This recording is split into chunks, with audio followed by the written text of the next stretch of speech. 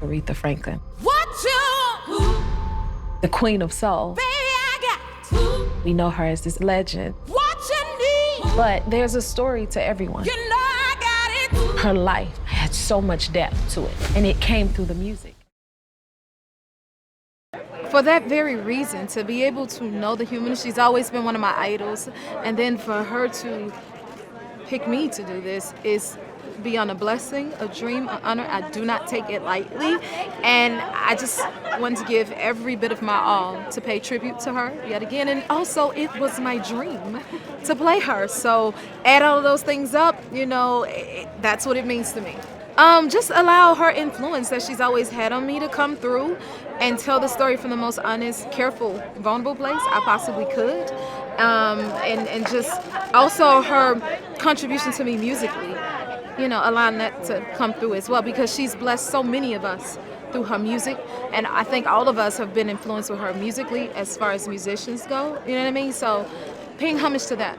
You know, that's what it's about. That's the importance of biopics, of telling the stories of the legends and the icons that are timeless, to make sure that it carries on for generations and generations to come. And then I think it gives a little bit more when you can add the subtext of the life, of the story, of the human, and you can't help but to be inspired by that. When I pitched the film, my version of the film, to the studio in 2018, I felt that we wanted to look at a part of her life that would really show how she changed, how she went from a shy girl from Detroit into the superstar that we know. I think the most compelling stories are when you see transformation, and this is the part of her life where she found her voice. And what I pitched was I wanted to make a movie about a woman with the greatest voice in the world struggling to find her voice. And I think that's what we did. Oh, there was no question that Aretha Franklin knew exactly who should play her. It's not just about the voice, it's about the soul and the humanity. And, you know, Aretha knew what the role was going to require, and that Jennifer could fulfill that requirement. In the context of the film, it's why we decided to call it that. Again, when you're on that journey, especially when you're a woman growing up in the 50s and the 60s, the finding your own power, that never stops being relevant. Women finding their own power and their self-respect, and not only that, but demanding it, I mean, that is eternal. You know, it was a beautiful discovery, and that was just how tight-knit that family unit was. And the three sisters really stuck together throughout the entirety of her career. It's so funny. We really had a family dynamic on set, and I'm the youngest by a lot, so I really felt like the baby sister that everyone was taking care of. And I have a very serious demeanor, and working with Jennifer and Marlon and Saycon and Brenda has just been so much fun, because we all did the work, but we also brought the soul. You know, her music brings so much soul to the world, and you could feel it. The spirit was infectious, and so it's just really a blessing to be a part of that. It's exactly what I said. Respect is about the soul. You know, Aretha's weapon, Aretha's magic wand, Aretha's pain, her joy, that came through her pen. And so the movie, Respect, the word respect, it's all about the soul and the story behind everything. There's a story behind everything. Oh man, she would be so proud. She would be so proud of Jennifer. I know she is. I know she's so proud of her. I'm so proud of her. So yes. Oh gosh, I know we're gonna feel her in the room tonight, for sure.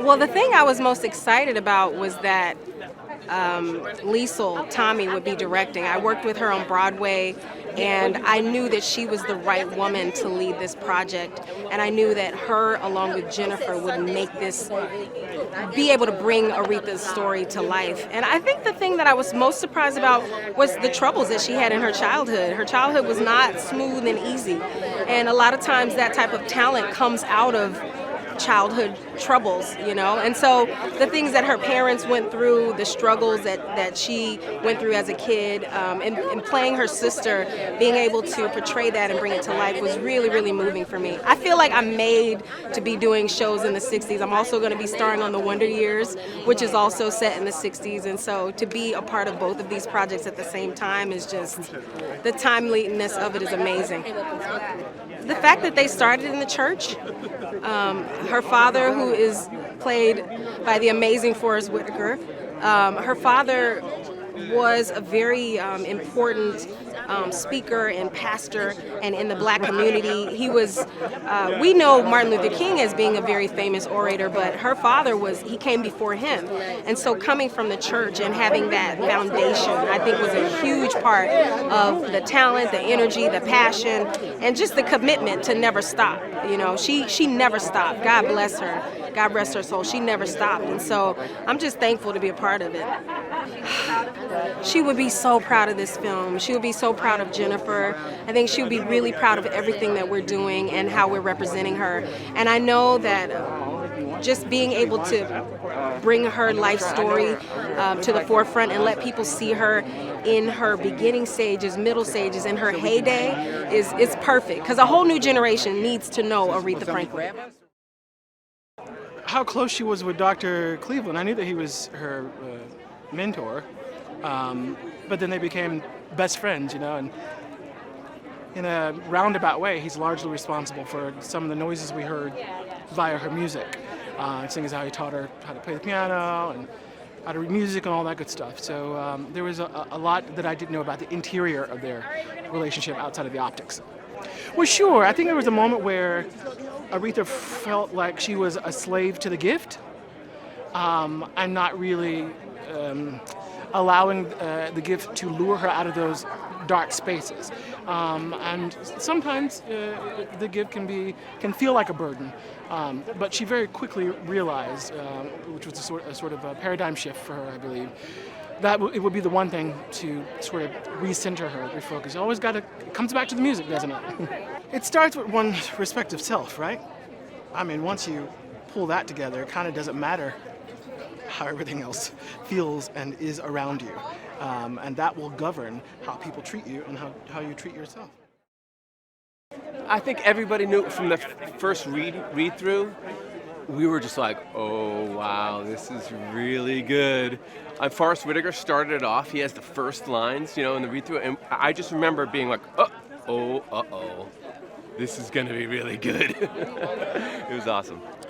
Well, you just sort of, I was born and raised, known Aretha Franklin as the queen of soul. I mean, that's just the way God made it. And it was amazing to me to find out what she went through.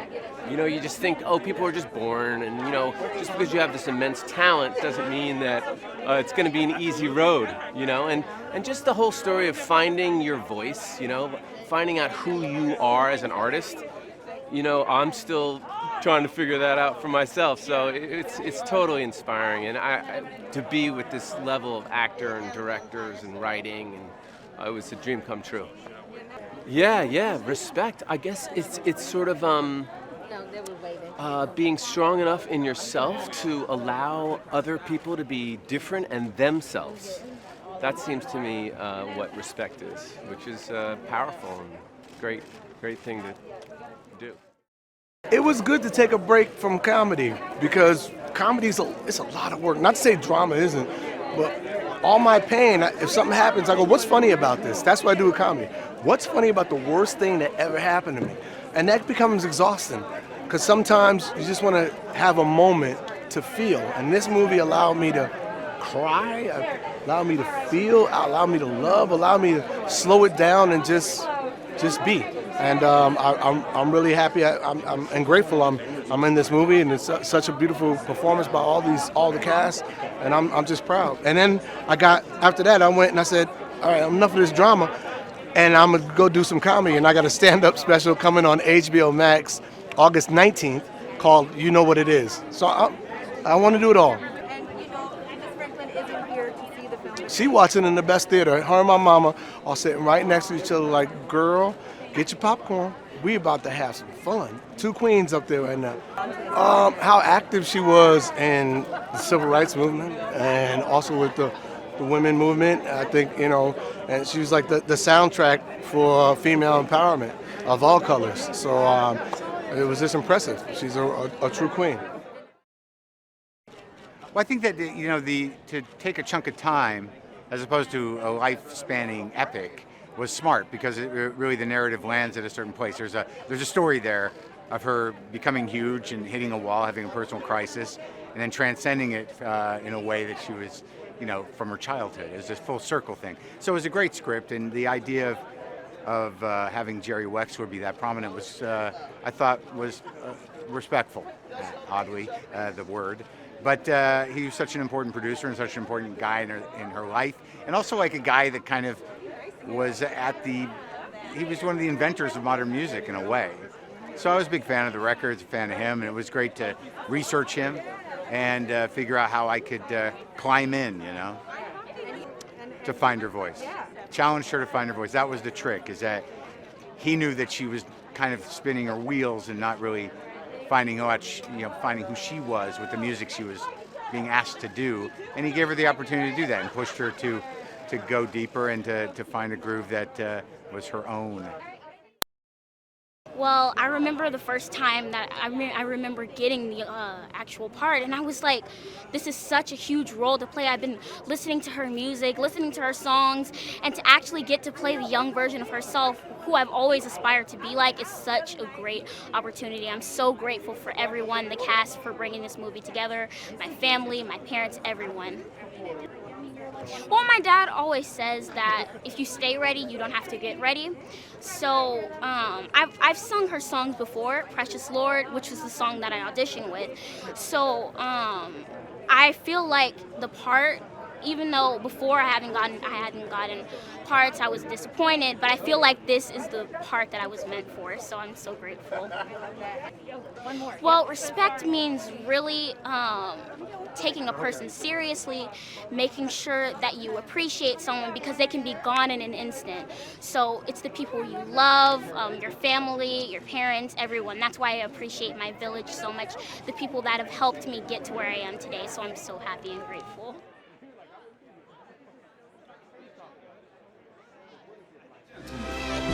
Miss Aretha Franklin.